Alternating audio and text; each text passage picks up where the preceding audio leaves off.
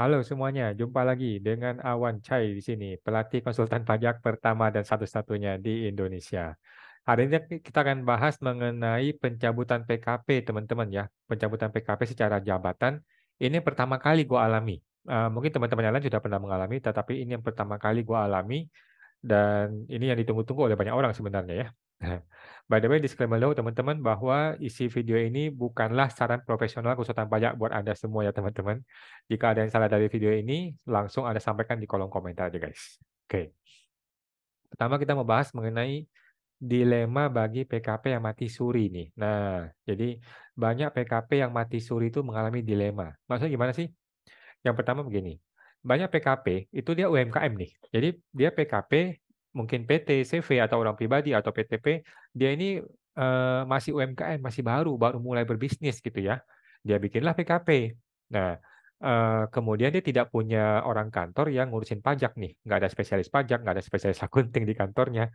Mau bayar konsultan mungkin nggak sanggup juga bayarnya gitu ya. Nah, terus usahanya berhenti. Jadi bahkan belum dimulai sudah berhenti atau dia sudah mulai berapa bulan terus berhenti gitu. Nah, maklum lah ya namanya namanya pengusaha kalau dia berhenti usaha ya udahlah, malas lah gitu nggak mau ngurus semua gitu kan, udah kehilangan motivasi gitu. Nah, tetapi dia tidak tahu bahwa PKP ini sangat sensitif teman-teman ya. PKP itu wajib lapor ISPT PPN-nya, bukan ISPT ya, e-faktur PPN-nya mesti dilapor walaupun tidak ada transaksi. Walaupun lu nihil nggak ada transaksi, tetap harus lapor SPT PPN bulanannya. Nah, itu yang dia tidak tahu.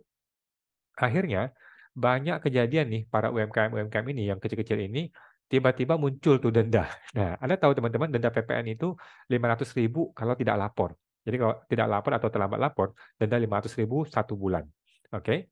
Jadi kalau lu sudah terlambat 12 bulan, lu sudah nggak ngerjain PPN ini selama 12 bulan, maka akan kena 500.000 kalikan 12, berarti 6 juta rupiah teman-teman. Itu kalau beli bakso berapa mangkok itu teman-teman ya, bisa ratusan mangkok teman-teman ya.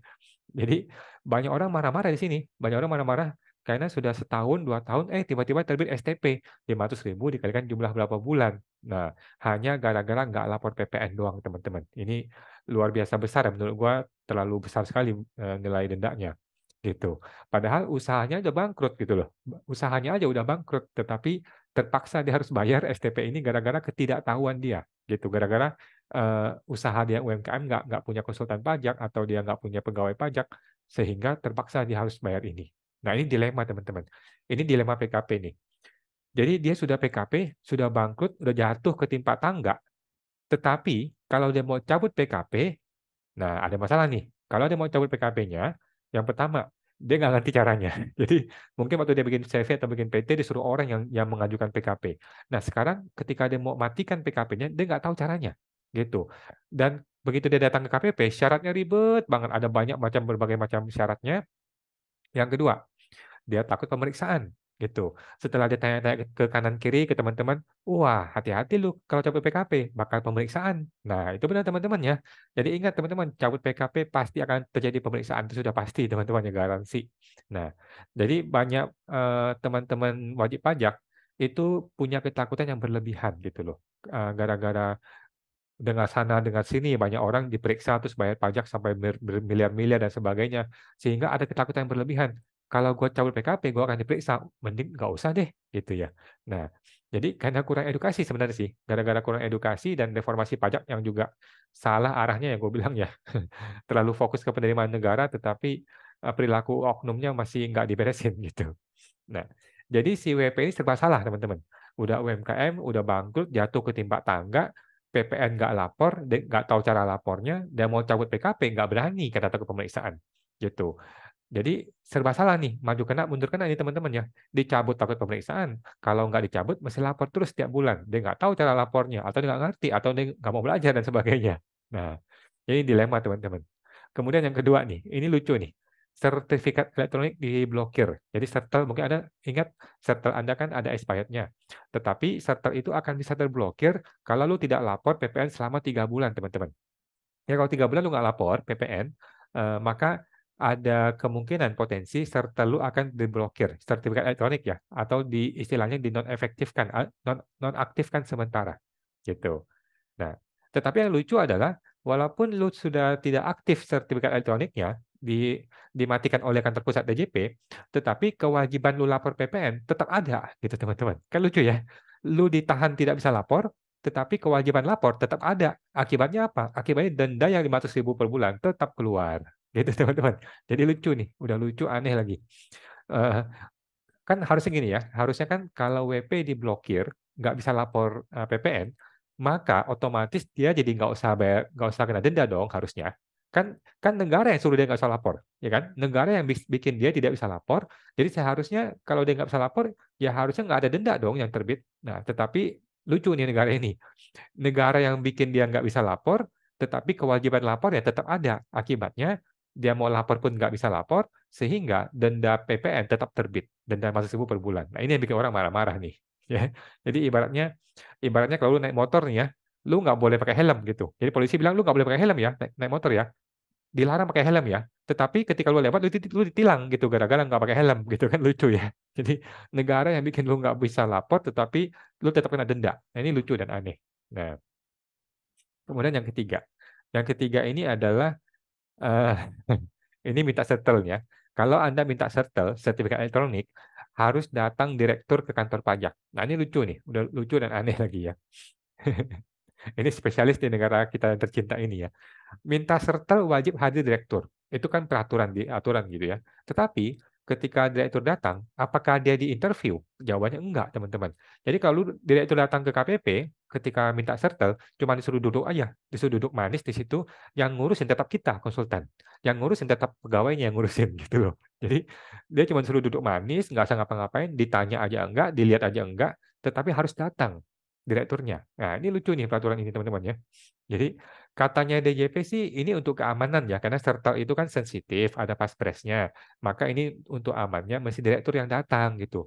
Secara logika betul teman-teman, secara logika betul, secara aturan betul. Tetapi faktanya nggak nggak begitu ya faktanya. Sertal itu bebas kok di email-email aja gitu. Disimpan di flash disk bisa, di email langsung bisa, dibuka dari handphone, dipindah-pindahin pakai WA juga bisa. Jadi nggak ada keamanan di situ, nggak ada enkripsi apa-apa gitu. Jadi faktanya keamanan itu tidak terjadi gitu loh. Dengan hadirnya direktur atau tidak hadir direktur bukanlah indikasi bahwa server itu lebih aman atau lebih tidak aman gitu. Nah, apakah dengan direktur datang terus servernya jadi aman? Enggak juga ya teman-teman. Toh yang ngurus si konsultannya, yang ngurus tuh si pegawainya atau konsultannya. Direktur mah duduk manis, nggak ngerti apa-apa gitu. Nah, jadi dulu sebelum pandemi, orang kalau mau ngurus sertifikat elektronik atau ngurus PKP harus direktur datang ke KPP. Oke, itu kan ribet ya waktu itu ya. Pada saat pandemi itu dipermudah pada saat COVID-19 ya, dipermudah, boleh deh semuanya online gitu. Jadi sejak COVID kita belajar nih, kita dapat pengalaman baru luar biasa dunia ini ya, bahwa semua itu bisa kok dilakukan secara online. WFH aja bisa kok, bekerja aja bisa dari rumah kok, meeting semua bisa dari rumah, ngerjain pajak semuanya bisa dari rumah, bisa via online gitu ya.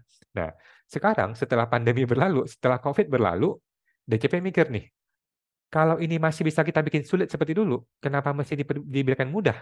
Gitu loh. Jadi ini ciri khas negara kita nih teman-teman ya. Pandemi itu telah membawa kita pada pembelajaran dan pengalaman gitu ya. Bahwa segala sesuatu tuh bisa loh dibuat mudah, dibuat sederhana, dibuat murah gitu ya. Pakai internet doang gitu, kita bisa lakukan semuanya termasuk sertel gitu ya. Nggak perlu datang hadir ke KPP, karena kan waktu itu mahal ya. Waktu itu sama dengan uang, waktu itu sangat mahal sekali, apalagi bagi orang pengusaha gitu. Nah, tetapi setelah pandemi COVID berakhir, malah kembali cara lama gitu loh, yang mempersulit WP. Jadi percuma tuh banyak orang mati gara-gara COVID, orang masih nggak belajar gitu ya. Akhirnya dikembalikan dengan cara lama. Sekarang kalau lu minta settle, direktur harus datang gitu loh. Jadi prinsipnya adalah kalau bisa dibikin ribet, kenapa mesti dibikin mudah? Gitu prinsipnya. Gitu. Bercanda teman-temannya bercanda, bercanda ya. Oke. Nah, tapi apakah ini konspirasi? Jangan-jangan ya konspirasi antara DJP dengan konsultan pajak, teman-teman. Jangan-jangan nih teman-teman ya. Supaya apa? Supaya memperkaya konsultan pajak. Ya guys, kita ingat ya teman-teman, seperti yang sering gua katakan bahwa semakin sulit peraturan pajak ini, semakin rumit dan semakin ribet, maka konsultan pajak akan semakin kaya. Gitu teman-teman ya. Jadi ada korelasi yang segaris di sini. Semakin rumit peraturan pajak, semakin ribet aturan pajak, semakin kaya konsultan pajak. Jadi jangan-jangan ini ada usaha untuk mempersulit WP supaya konsultan pajak makin kaya. Itu teman-teman ya. Karena kan kalau WP-nya sulit, pasti dia nggak mau ngurus, pasti disuruh konsultan pajak. Akhirnya konsultan pajak yang kaya, orang-orang seperti gua jadi kaya nih, gitu ya. Bercanda, kayaknya bercanda, ini cuma intermezzo saja. Oke. Kemudian kita mau bahas kenapa PKP dicabut. Nah, ini contoh teman-teman ya, gue akan kasih lihat lu contoh PKP yang dicabut dari klien gua. Ini klien gua yang pertama kali ada pencabutan PKP secara jabatan, teman-teman, gara-gara nggak lapor ya. Nah, gue juga kaget ya. Eh, Baru pertama kali, tetapi teman-teman yang lain sih sudah sering ya. Teman-teman yang lain juga sering gua, cuman di klien gua ini baru kali ini. Oke, gua akan share screen nih ya, biar teman-teman bisa lihat. Ini gue sudah blok beberapa yang ini, yang sensitif ya. Jadi ini dari Kanwil Jakarta Barat dari KPP Taman Sari. Jadi KPP Taman Sari itu mengeluarkan surat pencabutan pengukuhan PKP. Nah, berdasarkan laporan hasil pemeriksaan atau laporan hasil penelitian nomor sekian, ini Februari 2023 teman-teman, masih baru banget ya, masih baru banget 2023. Nah, dengan ini surat PKP atas nama ini, alamat dan MPP ini dinyatakan dicabut teman-teman dan diadministrasi dalam administrasi DJP tanggal sekian Februari 2023 ya. Pencabutan ini hanya dimaksudkan untuk kepentingan administrasi perpajakan serta tidak menghilangkan kewajiban perpajakan yang harus dilaksanakan oleh PKP yang bersangkutan. Ini juga bingung nih, PKP dicabut kenapa kewajibannya masih ada? Ini juga lucu ya. Nah, ini dari Bapak Kepala Seksi. Februari teman-teman, yang masih baru banget. Nah, jadi di sini sudah terbukti kasus pertama di gua dan teman-teman yang lain juga sudah sering mengalami ini. Ternyata betul teman-teman, PKP itu betul-betul bisa dicabut secara jabatan teman-teman ya. Nah, sekarang kita akan ikuti mengenai PMK 147. Jadi ini dibahas di dalam PMK 147 tahun 2017. Sudah lama sebenarnya teman-teman ya, sudah lama ini PMK, cuman belum pernah dilaksanakan. Gue juga belum pernah mengalami PKP dicabut jabatan ya. Justru biasanya orang tuh mau cabut PKP setengah mati. Ini malah PKP dicabut jabatan tuh belum pernah dan baru kali ini gue mengalami ini. Nah, khususnya mengenai pencabutan PKP ini ya. Ini ada berita di berita pajakku teman-teman ya. Di berita pajakku ini, teman-teman tinggal baca nanti ya dari pajakku.com. Jadi intinya sih penjelasan DJP ini. Sesuai dengan PMK 147 dia bilang ini ya. Kita besarin dulu. Apabila PKP tidak melakukan pelaporan SPT masa PPN untuk 3 masa berturut-turut, maka DJP akan menonaktifkan sementara sertifikat elektronik yang dipakai untuk mengakses layanan perpajakan seperti e-faktur. Ini katanya teman-teman ya. Selanjutnya, jika sampai dengan 1 bulan sejak penonaktifan PKP tidak melakukan klarifikasi atau klarifikasi ditolak, maka DJP memiliki kewenangan untuk pencabutan pengukuhan PKP secara jabatan. Itu teman-teman ya.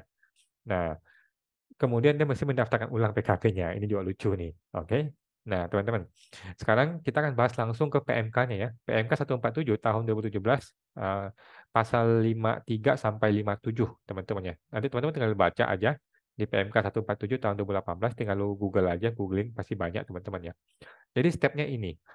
Di pasal 53 itu disebutkan ya, pasal 53 ayat 1 disebutkan sertel itu boleh dinonaktifkan sementara jika tidak menyampaikan SPT PPN selama 3 bulan berturut-turut.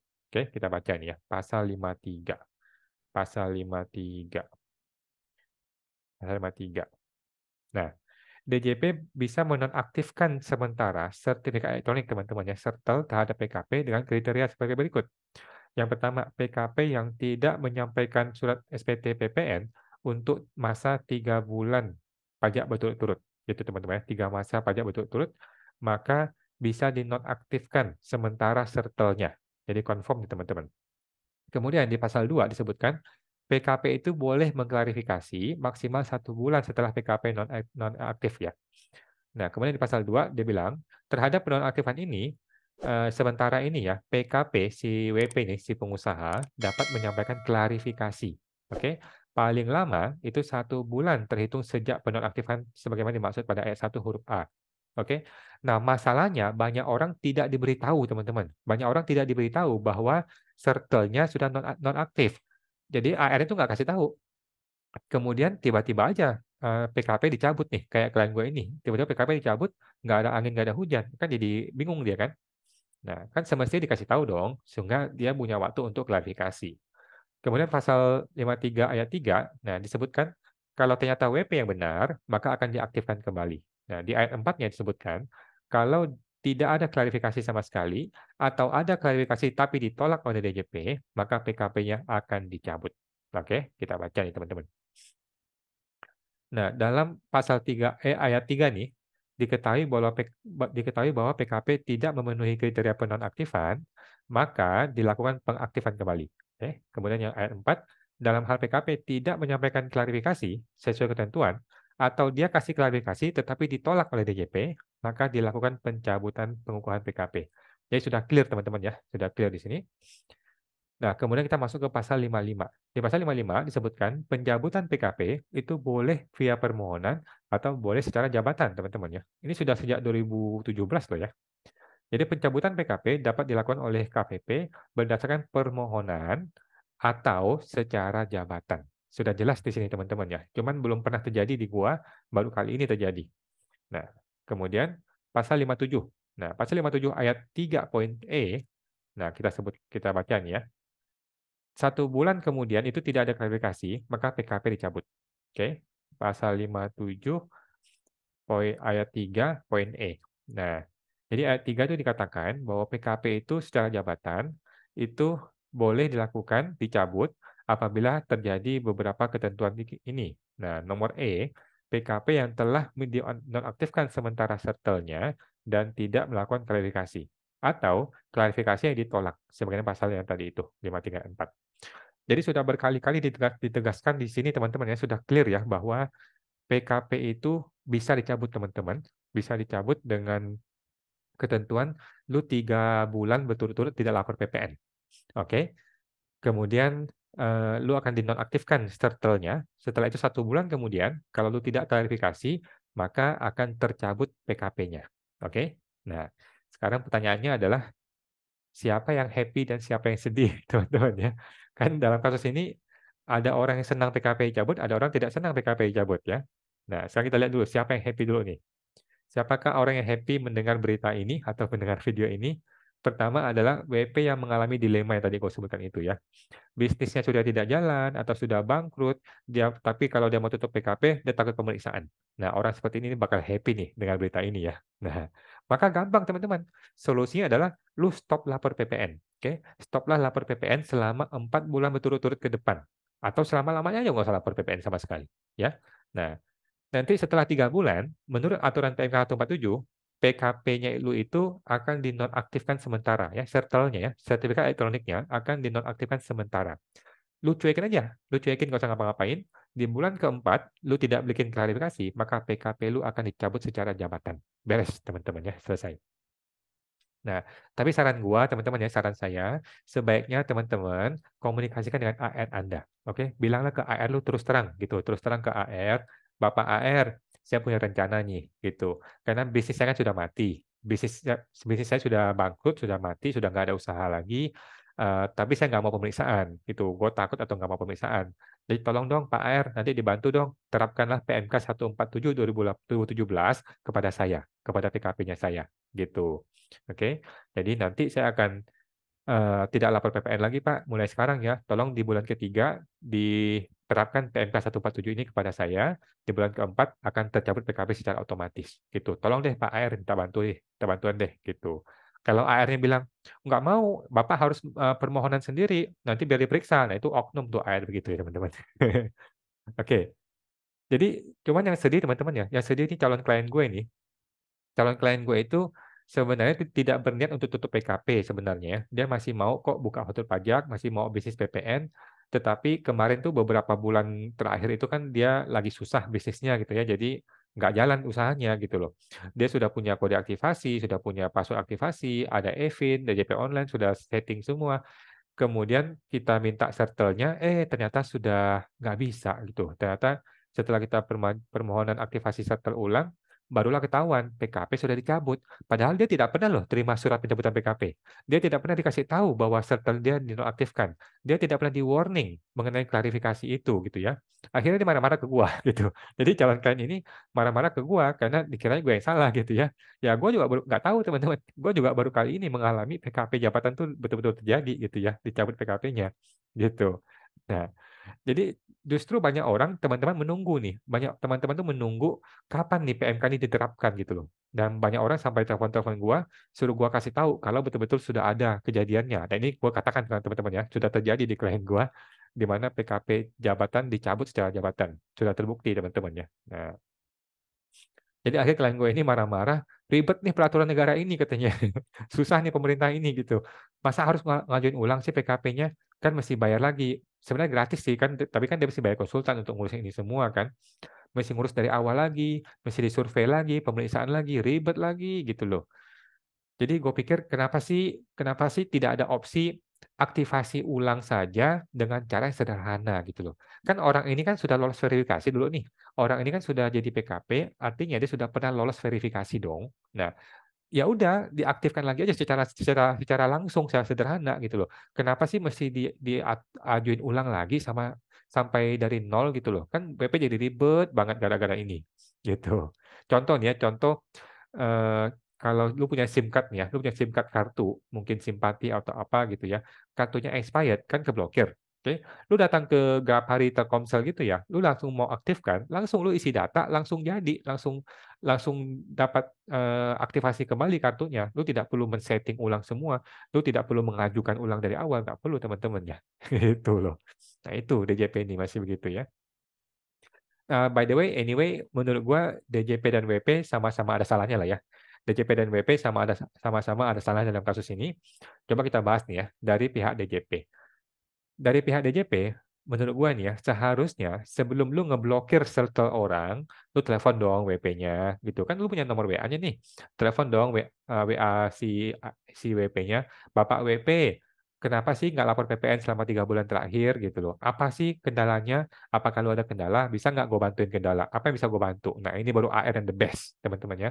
Ini baru AR yang best gitu, yang betul gitu ya. Jadi telepon WP, "Lu punya kendala apa? Gue bisa bantu apa?" Nah, itu baru AR yang betul, teman-teman, ya. Sekalian tawarkan, "Mau nggak gue bantu pakai PMK 147?" Gitu, ada PMK 147 tahun 2017, "Kalau lu emang udah nggak butuh PKP lu, nanti gue bantu deh setelah 3 bulan, lu nggak usah ngapa-ngapain, nanti gue ajukan supaya ini di-close secara jabatan, PKP dicabut secara jabatan, lu nggak perlu mengajukan PKP permohonan pencabutan PKP, nggak perlu diperiksa, langsung akan gue bantu untuk proses pencabutannya." Nah, gimana? Itulah AR yang betul, teman-teman. Itulah AR yang akan dapat respect dari wajib pajak, gitu ya, yang punya hati untuk bantu wajib pajak, gitu. Oke, sekarang dari pihak si WP nih, si wajib pajak. Nah, gini teman-teman, lu kan adalah pengusahanya, ya kan? Lu adalah pengusahanya, lu adalah orang yang bikin PT atau CV kan? Lu yang mengajukan PKP dong. Lu yang mengajukan PKP secara secara niat niat sendiri kan, lu mau usaha, mau bisnis gitu kan. Lu mau buka kantor pajak dong. Nah, ya udah, maka sewajarnya seorang pengusaha itu belajar e-faktur gitu. Kalau lu nggak mau belajar, ya lu suruh orang belajar gitu untuk lu, atau lu pakai konsultan pajak gitu kan. Sudah sewajarnya lu belajar memahami bagaimana sih mekanisme PPN, bagaimana sih peraturan PPN, belajar cara e-fakturnya bagaimana. Lu mesti belajar tuh tanggal-tanggal expired-nya kapan, tanggal upload-nya kapan, cara bikinnya bagaimana, cara ngetik e-fakturnya bagaimana, gitu loh. Memang sih saat itu masih ribet ya, saat ini tuh e-faktur masih ribet banget ya, dari berbagai sisi. Tetapi ya inilah kenyataan saat ini gitu, inilah kenyataan bisnis saat ini, kita nggak perlu marah-marah juga sama negara ini ya. Sebenarnya terus terang negara sudah berusaha kok ya. Negara ini sudah berusaha banget untuk bantuin kita sebenarnya. Nah, kita sebagai WP itu juga mesti proaktif gitu teman-teman. Mesti proaktif untuk memahami peraturan PPN ini gitu guys ya.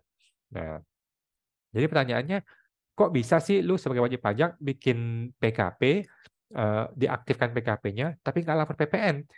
Ini blunder teman-teman ya. Seorang PKP tidak lapor PPN itu blunder sekali, ini berbahaya sekali karena PPN itu kan sensitif ya, PPN itu kan lari ke pidana jadi sensitif, gitu. Jadi ya gue rasa kita sebagai wajib pajak, sebagai masyarakat nggak perlu marah-marah juga lah, kita fokus sama bisnis kita dan kalau memang kita perlu ajuin ulang, ya sudahlah kita ajuin ulang aja gitu. Toh memang memang gitu aturannya teman-teman ya, ini negara hukum ya, kita mesti ngikutin aturan, kalau memang aturannya ribet begitu ya sudah, gitu, memang kita ikutin aja, gitu. Oke. Nah, dan bagi teman-teman, bagi Anda yang mengharapkan PKP-nya mau dicabut, nah selamat ya, selamat Anda sudah berhasil. Anda tinggal, menunggu aja PKP Anda akan kemungkinan dicabut gitu teman-teman ya. Kalau perlu ditunjukin video ini kepada AR-nya, bercanda ya. Kalau perlu tunjukin video ini ke AR, bilang ke AR, "Pak AR, itu ada tuh orang bilang PKP berhasil dicabut tuh ada contohnya malah dikasih lihat ya. Nah, tolong dong dibantu Pak AR untuk PKP saya diterapkan dong PMK 147 tahun 2017 ini kepada saya, gitu. Saya akan stop lapor PPN selama 4 bulan ke depan. Nah, karena memang saya nggak ada usaha lagi gitu loh Pak AR. Nah, tetapi saya nggak mau pemeriksaan nih, saya nggak mau kena pemeriksaan, saya ribet nanti. Nah, tolong dong Pak AR, nanti dibantu ketika 4 bulan terapkanlah PMK 147 ini kepada saya supaya PKP saya dicabut secara jabatan, gitu Pak AR.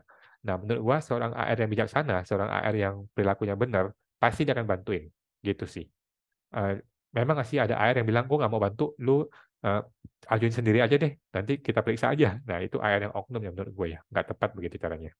Oke teman-teman, itu ya teman-teman hari ini ya untuk ngebahas mengenai PMK 147 ini mengenai pencabutan PKP secara jabatan dan sudah terbukti teman-teman itu ada yang terjadi. Jadi bagi teman-teman yang menunggu-nunggu untuk PKP jabatan sudah saatnya dikomunikasikan dengan AR ya. Dan bagi teman-teman yang tidak mau PKP jabatan tetapi sudah dicabut, ya sudahlah ajuin ulang saja, terpaksa, nggak ada solusi lain. Oke teman-teman, itu aja. Dan sekarang gue mau promosi lagi nih. Di bulan September ini kita lagi kampanye untuk program baru gua yang namanya konsultan pajak pinter ya. Bagi teman-teman yang seorang calon konsultan pajak atau lo mungkin konsultan pajak aktif atau lo pegawai pajak atau mahasiswa atau karyawan ya yang lu pengen sukses berbisnis di pajak dan akuntansi hingga mencapai omset 1 miliar per tahun contohnya. Nah, saya membuka kelas baru teman-teman ya, namanya program konsultan pajak pinter guys. Di pelatihan PKPW ini nanti teman-teman akan belajar cara mengembangkan bisnis perpajakan dan akuntansi lu sampai bisa mencapai miliarder di era digital ini dalam waktu kurang dari 2 tahun saja teman-teman ya. Dengan pelatihan intensif yang step by step dan ada live coaching online langsung dengan saya langsung teman-teman ya. Nah, teman-teman akan tergabung dalam komunitas eksklusif PKPP. Nanti ada video pembelajaran nih step by step-nya. Langkah pertama, langkah kedua, langkah ketiga, lu mesti ngapa-ngapain gitu ya. Dan ada yang paling penting itu nanti kita akan berjumpa langsung teman-teman via live coaching interaktif setiap hari Sabtu pagi teman-teman ya atau malam nanti tergantung request-nya.